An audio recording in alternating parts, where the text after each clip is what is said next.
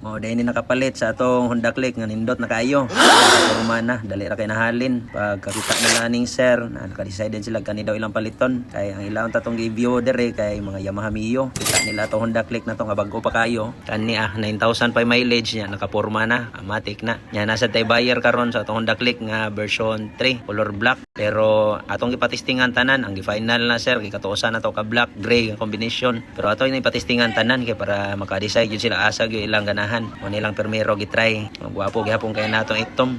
Model ana 2025 gyapon na siya. Kani available pa na karon kay ang napilian nila sir katong isa. Kani lang gyud ato na focus. Pero gipatry pa natog uban kaning red ato sa gipatesting nila para wa gyud magmahay ug asa gyud ma-desisyonan. So far atong ma-click dere mga nindot pa man sad ni.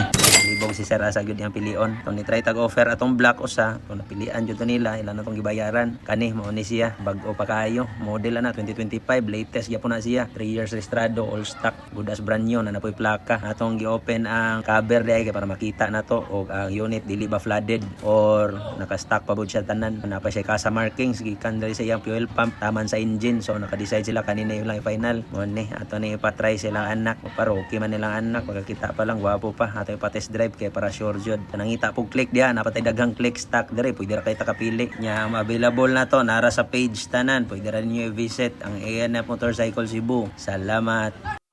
Nice!